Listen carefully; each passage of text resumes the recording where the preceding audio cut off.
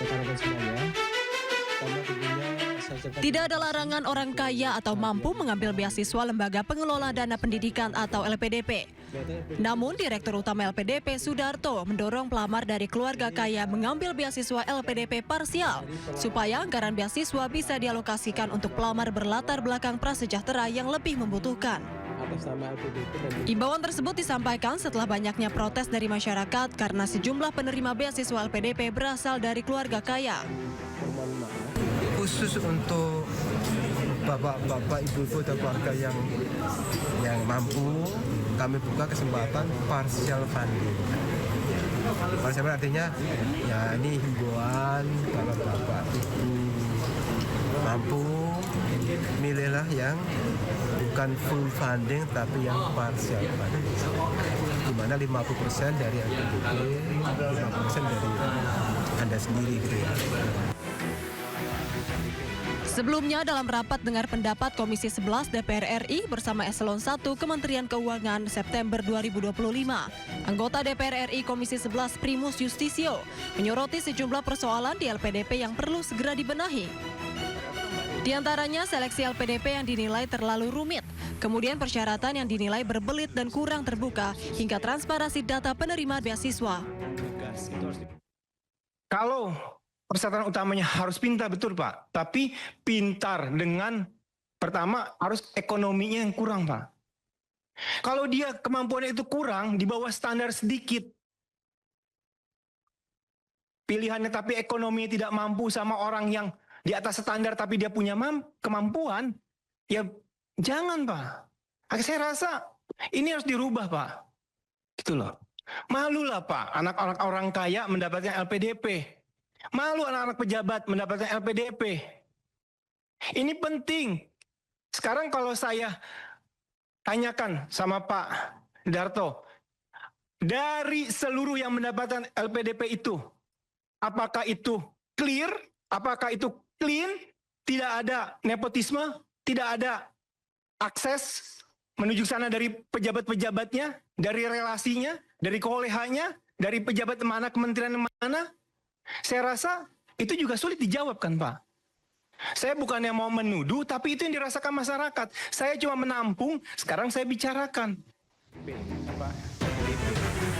Dalam kesempatan tersebut, Primus tidak hanya mengkritik, namun juga memberi masukan agar LPDP membuat terobosan baru dalam skema beasiswa. Hal ini perlu dilakukan supaya beasiswa paling bergengsi di Indonesia tersebut tepat sasaran. Tim Liputan iNews melaporkan. LPDP kembali menyelenggarakan program beasiswa magister dan doktoral tahun 2026 yang berfokus pada pengembangan SDM Indonesia. Lalu apa saja jenis programnya? Berikut liputannya.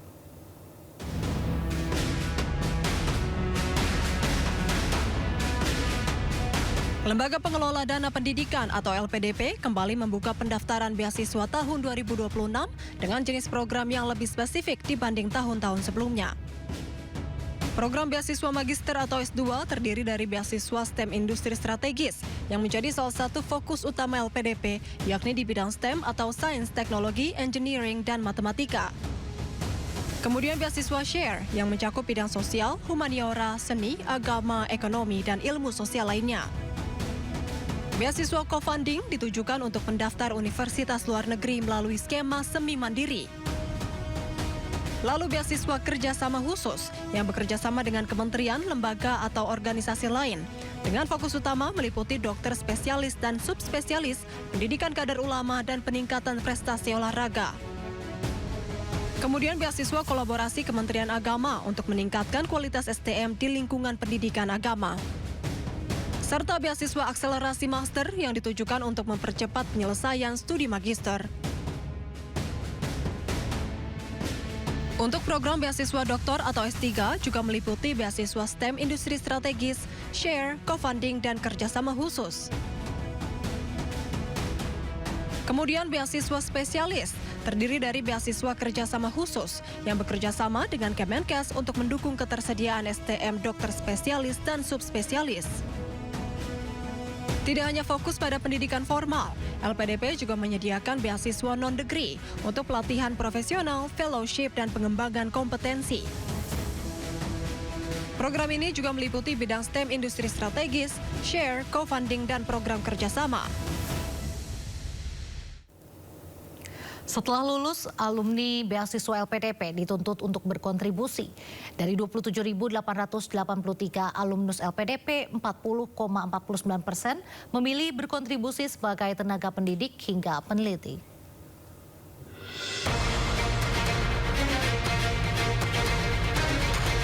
Dari 27.883 alumnus LPDP, sebanyak 65,46% berkontribusi di sektor publik. Di antaranya 40,49% bekerja sebagai tenaga pendidik hingga peneliti. Sementara 24,97% berkontribusi menjadi ASN serta anggota TNI dan Polri. Sementara itu, sebanyak 34,54% mayoritas alumni penerima beasiswa LPDP memilih berkontribusi di sektor private. Di antaranya 25,49% berkontribusi di perusahaan swasta. Sementara sisanya atau sekitar 3,62% memilih berkontribusi di BUMN, BUMD hingga bergabung di LSM atau NGO. Tim Liputan iNews melaporkan. Terima kasih, masih di Sindo Sore. Mahasiswa Universitas Indonesia mengusir massa tandingan yang membela polisi saat berunjuk rasa di depan Mabes Polri Jakarta. Kondisi sempat memanas saat mahasiswa UI merebut spanduk dukungan mahasiswa yang dianggap massa bayaran.